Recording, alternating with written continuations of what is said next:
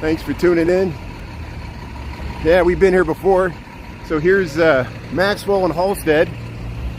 And I guess we got the light here. People are crossing. And we'll check out this little strip. This is kind of all that's left of it. You see, here's Halsted looking north. Yeah, thanks.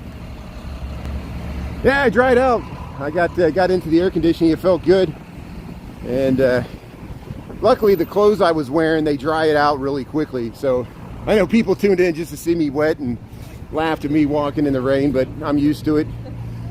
Here, so we're actually on Maxwell Street. There's a Lalo's, and hopefully I'm saying that right.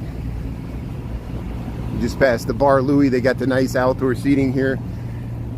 And this is what I remember the most about, you know, they made an attempt to do historical gestures. They got these boxes, the old crates. People used to literally, you know, have the soapbox in the crate there and play tambourines and music. Here, you know, we show how Maxwell Street was the birthplace of a distinctive musical form that merged Mississippi Delta with the urban rhythms of Chicago streets, rhythm and blues, and Maxwell Street sounds. And that's what they talk about here, and that's what this shows here on these little, look at this, you know, these famous pictures, you know, like Joe Crocker and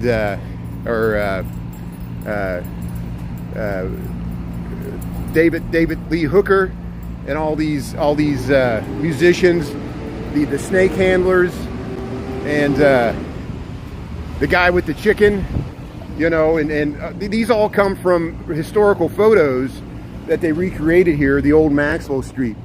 And you know, they still have some, you know, here's the hash browns, you know, the same hash browns that we see on Wells Street. They got some shops. Here's the Momo World, Himalayan street food right here. Look, here's got the harmonica on the box there, and the guitar and the music that used to, you know, so much music and so much culture, the melting pot of cultures. It started out as a Jewish market on Sundays back in the 1800s, and then all ethnic enclaves that lived around here, African American, Hispanic, Latino, what became Pilsen, Little Italy, Greektown, the Jewish enclave that was historically around Maxwell Street, all this melted. It was this melting pot of cultures. People selling tomatoes, and here's some more historic signage here. We're at Maxwell Street here. They got the brick. They still, you know, they redid the brick. It's not the real historical brick that was here all the time. Here's Maxwell Street, the historical signage. Yeah, so this, you know, if you ever seen the Blues Brothers, they came to this street, and that's where you can see how the old Maxwell Street used to be. It was like a flea market.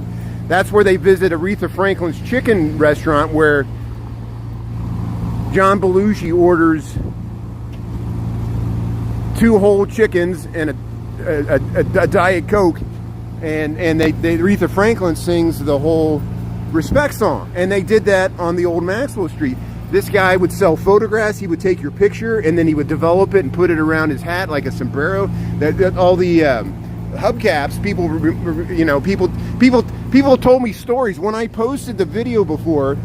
People told me stories about how they came here with their father when they were a kid, when this was still going on, and their father like bought a used VCR, and then when they got the box home, it was just the box was just full of bricks.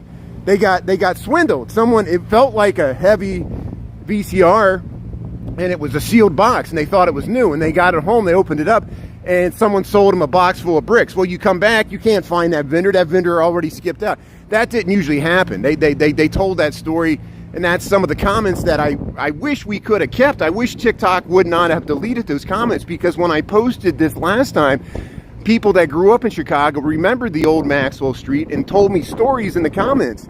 And it was this oral history that we were retelling, people's memories from Chicago that were triggered by seeing this stuff. You know, people sitting on the bench.